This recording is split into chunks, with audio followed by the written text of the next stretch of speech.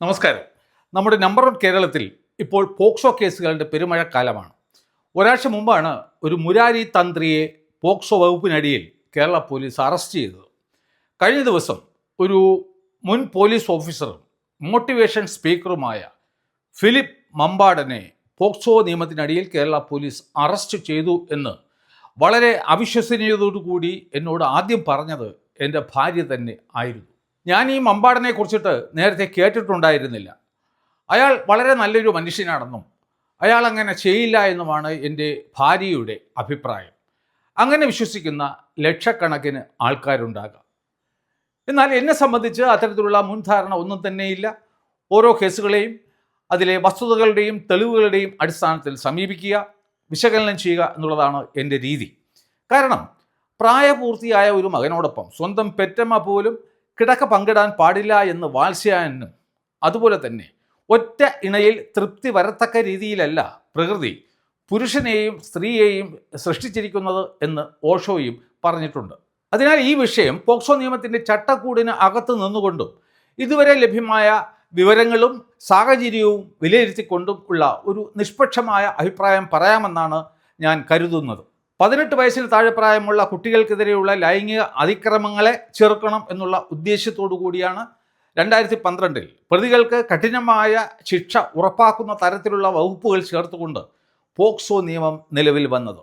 എന്നാൽ സങ്കടകരമായ ഒരു കാര്യം എന്ന് പറയുന്നത് ആ നിയമത്തെ ഇന്ന് വളരെ അധികം ദുരുപയോഗം ചെയ്യുന്നു എന്നുള്ളതാണ്. മിക്കവാറും ഈ അതിജീവിതകളുടെ പാരൻസ്, രക്ഷാകർത്താക്കളാണ് അത്തരത്തിലുള്ള ദുരുപയോഗം ചെയ്യുന്നതിനുള്ള നേതൃത്വം നൽകുന്നത്.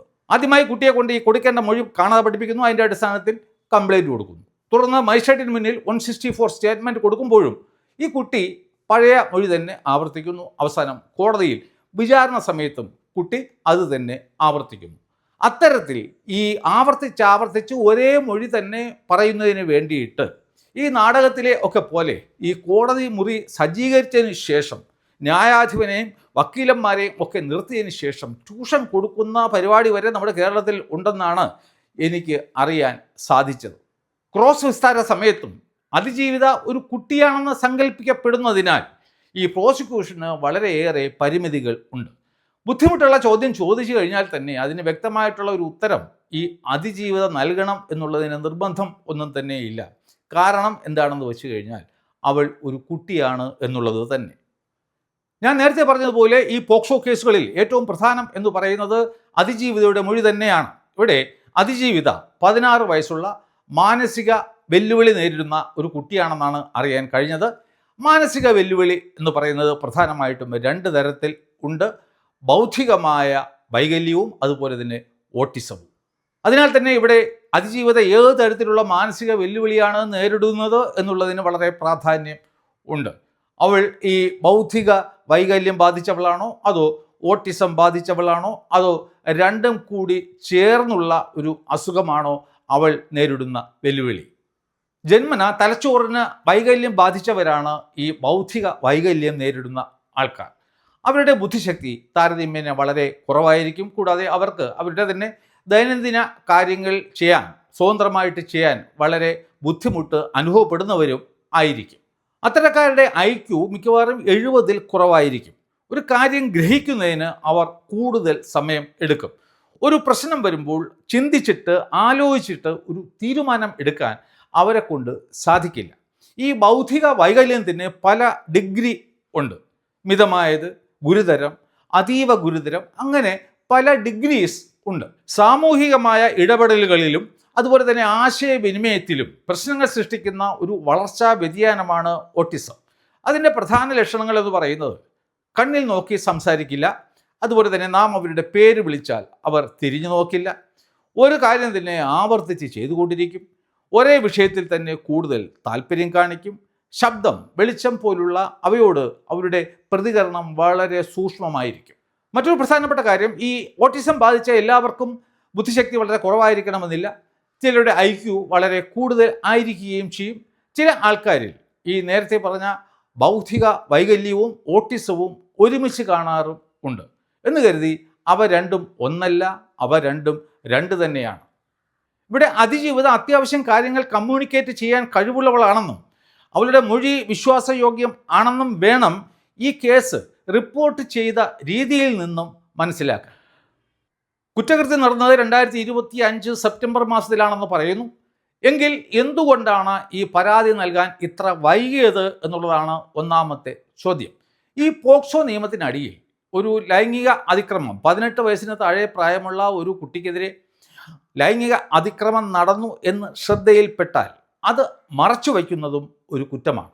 ഇവിടെ ഈ അതിജീവിതയുടെ രക്ഷിതാക്കൾ തങ്ങളുടെ ശാരീരിക വളർച്ചയെത്തിയ എന്നാൽ മാനസിക വെല്ലുവിളി നേരിടുന്ന തങ്ങളുടെ പെൺകുട്ടിയെ എന്തുകൊണ്ട് ഒറ്റയ്ക്ക് ഒരു മോട്ടിവേഷണൽ സ്പീക്കറുടെ വീട്ടിൽ കൊണ്ടുപോയി പാർപ്പിച്ചു എന്നുള്ളതാണ് ഒന്നാമത്തെ ചോദ്യം. നാം ഇവിടെ മനസ്സിലാക്കേണ്ട ഒരു കാര്യം, മാനസികമായി വെല്ലുവിളി നേരിടാത്ത ഒരു വ്യക്തിയെ മാത്രമേ മറ്റൊരാൾക്ക് മാനസികമായിട്ട് മോട്ടിവേറ്റ് ചെയ്യാൻ കഴിയൂ. ഇവിടെ ഈ കുട്ടി മാനസികമായി വെല്ലുവിളി നേരിടുന്ന ഒരു കുട്ടിയാണ്. മോറോവർ അവൾ ഈ ബയോളജിക്കലി ശാരീരികമായിട്ട് വളർച്ച എത്തിയവളും ആണ്.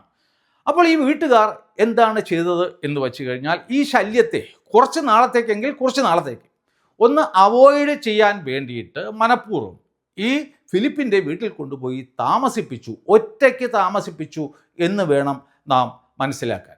ഇവിടെ ഏതോ കൗൺസിലിങ്ങിൻ്റെ സമയത്ത് കുട്ടി ഏതോ കൗൺസിലർമാരോടാണ് ഈ കുറ്റകൃത്യത്തെക്കുറിച്ചിട്ട് വെളിപ്പെടുത്തിയത് എന്നാണ് മനസ്സിലാക്കാൻ സാധിക്കുന്നത്. കൂടാതെ ഈ പോലീസും മറ്റും വളരെയധികം നിർബന്ധിച്ചതിന് ശേഷം മാത്രമാണ് ഈ കുട്ടിയുടെ രക്ഷിതാക്കൾ ഒരു പരാതി നൽകാൻ പോലും തയ്യാറായത് എന്നും അറിയാൻ കഴിഞ്ഞു. അതിൽ നിന്നും വെളിവാകുന്ന ഒരു കാര്യമെന്ന് പറയുന്നത്, ഈ കുട്ടിയിൽ നിന്നും തന്നെ ഈ പേരൻസ് നേരത്തെ തന്നെ ഈ പീഡനത്തിനെ കുറിച്ചിട്ട് അറിഞ്ഞിരുന്നു. എന്നാൽ സമൂഹം അവരെ കുറ്റപ്പെടുത്തും എന്ന് ഭയന്ന്, കാരണം വീട്ടിൽ കൊണ്ടുപോയി താമസിപ്പിച്ചല്ലോ, അത് ഭയന്നിട്ട് അവർ ആ കുറ്റകൃത്യം മറച്ചു പിടിക്കാനാണ് ശ്രമിച്ചത്. അതുകൊണ്ട് തന്നെ അതിൻ്റെ രക്ഷിതാക്കളും ഇവിടെ കുറ്റം ചെയ്തിരിക്കുകയാണ്. അതുകൊണ്ട് തീർച്ചയായിട്ടും പോലീസ് അവർക്കെതിരെയും ഈ കേസ് ചാർജ് ചെയ്ത് അന്വേഷണം നടത്തേണ്ടത് അത്യാവശ്യമാണ്. ഫിലിപ്പ് മമ്പാടൻ്റെ വാക്കുകളും പ്രവൃത്തിയും തമ്മിൽ ഒരു ബന്ധവുമില്ല എന്നാണ് ആൾക്കാർ പറയുന്നത്. ഒരു കാര്യം സത്യമാണ്, പുള്ളി വളരെ സ്മാർട്ടായ ഒരു മനുഷ്യനാണ്. എന്നാൽ ഒരു മുൻ പോലീസ് ഓഫീസറായിരുന്ന അദ്ദേഹത്തിന് നിയമത്തെക്കുറിച്ചിട്ട്, പ്രത്യേകിച്ചും പോക്സോ നിയമത്തെക്കുറിച്ചിട്ട് വ്യക്തമായ ഒരു അവബോധം ഉണ്ടായിരിക്കും എന്നുള്ള കാര്യത്തിൽ യാതൊരു സംശയവും ഇല്ല. എങ്കിൽ എന്തുകൊണ്ട് 16 വയസ്സായ ശാരീരികമായി വളർച്ചയെത്തിയ എന്നാൽ മാനസികമായി വെല്ലുവിളി നേരിടുന്ന ഒരു പെൺകുട്ടിയുടെ ചുമതല അയാൾ ഏറ്റെടുത്തു? ആ കുട്ടിയെ തന്നോടൊപ്പം തൻ്റെ വീട്ടിൽ പാർപ്പിച്ചു. അയാളുടെ ഭാര്യ അയാളോടൊപ്പമല്ല താമസമെന്നാണ് മറുനാടൻ ഷാജൻ റിപ്പോർട്ട് ചെയ്തത്. എന്നാൽ രാഹുൽ ഈശ്വർ പറയുന്നു അങ്ങനെയല്ല, അയാളുടെ ഭാര്യ അയാളോടൊപ്പമാണ് താമസമെന്നാണ് രാഹുൽ മറ്റൊരു വീഡിയോയിൽ പറഞ്ഞത്. അതിൻ്റെ നിജസ്ഥിതി എനിക്കറിയില്ല. ഇവിടെ കുറ്റകൃത്യം നടന്നുവെങ്കിൽ തന്നെ അതിന് ദൃക്സാക്ഷികൾ ആരും തന്നെ ഇല്ല. എന്നാലും ഇവിടെ ഉദിക്കുന്ന ഒരു പ്രധാനപ്പെട്ട ചോദ്യം എന്ന് പറയുന്നത്, ഈ മാനസിക വെല്ലുവിളി നേരിടുന്ന കുട്ടിയെയും കൂട്ടി ഈ മമ്പാടൻ എന്തിന് ദൂരേക്ക് യാത്ര ചെയ്തു? അവിടെ ചെന്നതിന് ശേഷം ലോഡ്ജിൽ മുറിയെടുത്തു. ആ ലോഡ്ജിലെ രേഖകൾ പരിശോധിച്ചാൽ ഒരു കാര്യം 100% വ്യക്തമാകും. എന്താണെന്ന് വെച്ച് കഴിഞ്ഞാൽ അവിടെ ഈ കുട്ടി തൻ്റെ മകളാണ് എന്ന് പറഞ്ഞ് തന്നെ ആയിരിക്കും മമ്പാടൻ റൂം എടുത്തിട്ടുള്ളത്. അതായത് ഈ കുട്ടിക്ക് പ്രത്യേകിച്ച് അവളുടെ ആധാർ കാർഡും മറ്റും തീർച്ചയായിട്ടും ഉണ്ടായിരുന്നിരിക്കില്ല. അപ്പോൾ ഈ മകളെന്ന് പറയുമ്പോൾ ഈ ആധാർ കാർഡിൻ്റെ ആവശ്യവും വന്ന് കാണത്തില്ല. അതുപോലെ തന്നെ ആരും സംശയിക്കുകയും ഇല്ല. അതായിരിക്കും ഫിലിപ്പ് മമ്പാടനെതിരെയുള്ള ഏറ്റവും വലിയ സാഹചര്യ തെളിവ്. അതിനോടൊപ്പം ശാസ്ത്രീയ തെളിവുകളും കൂടി വരുമ്പോൾ അതായിരിക്കും ഈ കേസിൻ്റെ അന്തിമ വിധിയെ സ്വാധീനിക്കുക. കുട്ടി പെനട്രേറ്റീവ് സെക്സിന് കൂടി വിധേയമാക്കപ്പെട്ടു എന്നുള്ള ഒരു ശാസ്ത്രീയമായ തെളിവ് കൂടി വന്നു കഴിഞ്ഞാൽ പിന്നെ ഫിലിപ്പ് മമ്പാടന് ശിഷ്ടകാലം, ജയിലിലെ ഇരുമ്പഴികളെ മോട്ടിവേറ്റ് ചെയ്ത് സായുജ്യമടയാൻ സാധിക്കും. ഇവിടെ അതിജീവിത ഒരു മാനസികമായി വെല്ലുവിളി നേരിടുന്ന ഒരു കുട്ടിയാണ്. ഈ മമ്പാടൻ പഴയ ഒരു പോലീസ് ഓഫീസറും കൂടാതെ ഒരു മോട്ടിവേഷണൽ സ്പീക്കറും ആണ്. അയാളുടെ ആ സ്റ്റാറ്റസ് ഈ പോക്സോ നിയമത്തിനടിയിൽ അയാളുടെ കുറ്റകൃത്യത്തിൻ്റെ തീവ്രത കൂട്ടുകയും ചെയ്യുന്നു. ഇവിടെ പോലീസ് സമയമെടുത്ത് അന്വേഷണം നടത്തിയതിന് ശേഷമാണ് ഈ ഫിലിപ്പിനെ അറസ്റ്റ് ചെയ്തത് എന്നാണ് അറിയാൻ സാധിക്കുന്നത്. അതുകൊണ്ട് തന്നെ ഈ കാര്യത്തിൽ കഴമ്പുണ്ട് എന്ന് എന്നെപ്പോലെയുള്ള ആൾക്കാർ ചിന്തിച്ചു കഴിഞ്ഞാൽ അവരെ കുറ്റം പറയാൻ ആർക്കും തന്നെ കഴിയില്ല. അതിജീവിതം മറ്റു പലർക്കെതിരെയും ഇതേ രീതിയിലുള്ള പരാതി നൽകിയിട്ടുണ്ട് എന്നാണ് അറിയാൻ കഴിയുന്നത്. അത് ശരിയാണെന്നുണ്ടെങ്കിൽ ഈ കേസ് കൂടുതൽ കോംപ്ലിക്കേറ്റ് ആകും. അഥവാ ഈ അതിജീവിത ഈ ലൈംഗിക പീഡനത്തിന് ഇടയായി എന്ന് ശാസ്ത്രീയമായ തെളിവ് ലഭിച്ചാൽ പോലും വിചാരണ സമയത്ത് ആ പീഡകൻ ഈ ഫിലിപ്പ് തന്നെയാണോ എന്നുള്ള ഒരു സംശയം അവിടെ ഉയരും. കഴിഞ്ഞ ദിവസം രാഹുൽ ഈശ്വർ ഈ വിഷയത്തെ സംബന്ധിച്ച് ഒരു പ്രസ്താവന നടത്തുകയുണ്ടായി.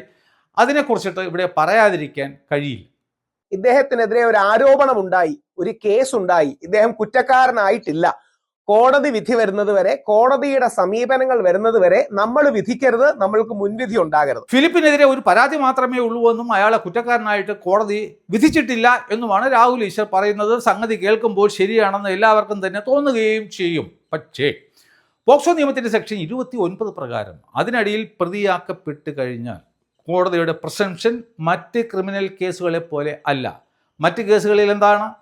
ഒരാൾ കുറ്റക്കാരനാണെന്ന് കോടതി കണ്ടെത്തുന്നത് വരെ അയാളെ നിരപരാധിയായി കണക്കാക്കണമെന്നാണ് പറയുന്നത്. എന്നാൽ ഇവിടെ നേരെ തിരിച്ചാണ്.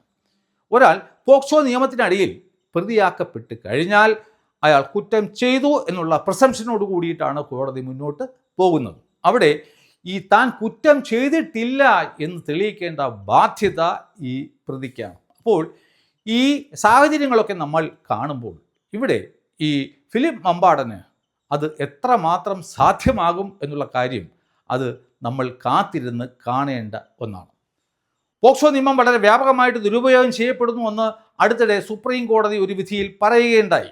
അപ്പോൾ അത്തരത്തിൽ ഒരു അവസരത്തിൽ, ഒരു സാഹചര്യത്തിൽ ഈ 18 വയസ്സിന് താഴെ പ്രായമുള്ള കുട്ടികളോട്, പ്രത്യേകിച്ചും പെൺകുട്ടികളോട് ഇടപെടുന്നത് വളരെ വളരെ സൂക്ഷിച്ച് ആയിരിക്കണം. നിങ്ങൾക്കെതിരെ ഉണ്ടാകുന്നത് വ്യാജമായ ഒരു ആരോപണം ആണെങ്കിൽ പോലും നിങ്ങൾ നേരെ ലാൻഡ് ചെയ്യുന്നത് ജയിലിലായിരിക്കും എന്നുള്ള കാര്യത്തിൽ യാതൊരു തർക്കവുമില്ല.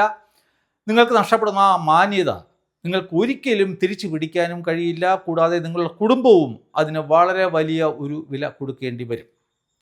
ഇന്നത്തെ വാർത്തയിൽ ഞാൻ അറിഞ്ഞതാണ്, ശബരിമല വിഷയം വീണ്ടും പൊങ്ങി വരുന്നുണ്ട്. 9 ബെഞ്ച് 5 ബെഞ്ച് ചോദിച്ച 7 ചോദ്യങ്ങൾക്കുള്ള മറുപടി കണ്ടെത്താൻ വേണ്ടിയിട്ട് ഇരിക്കാൻ പോവുകയാണ്. അപ്പോൾ ഞാൻ നേരത്തെ പറഞ്ഞിരുന്നു, ഞാൻ ഈ ശബരിമല വിഷയവുമായി ബന്ധപ്പെട്ട് 1-2 വീഡിയോകൾ ചെയ്യുമെന്ന്. ഇതുവരെ എനിക്കതിന് സമയം കിട്ടിയില്ല. അപ്പോൾ ഉടൻ തന്നെ ഞാൻ എന്തുകൊണ്ടാണ് ഈ സ്ത്രീ പ്രവേശനം അനുവദിച്ച പഴയ സുപ്രീം കോടതിയുടെ വിധി തെറ്റാകുന്നത് എന്നും, അതുപോലെ തന്നെ ഇപ്പോൾ ഈ 7 ചോദ്യങ്ങൾക്ക് 9 ബെഞ്ച് മറുപടി തരുമ്പോൾ എന്താണ് സംഭവിക്കാൻ പോകുന്നത് എന്നും, ശബരിമല കേസിൻ്റെ അന്തിമ വിധി എന്തായിരിക്കും എന്നും ഞാൻ നിങ്ങളോട് പറയാൻ ആഗ്രഹിക്കുന്നുണ്ട്. അതുകൊണ്ട് ഉടൻ തന്നെ ഞാൻ ആ വിഷയവുമായി നിങ്ങളുടെ മുന്നിൽ വീണ്ടും എത്തുന്നതാണ്. അതുവരെ നന്ദി, നമസ്കാരം.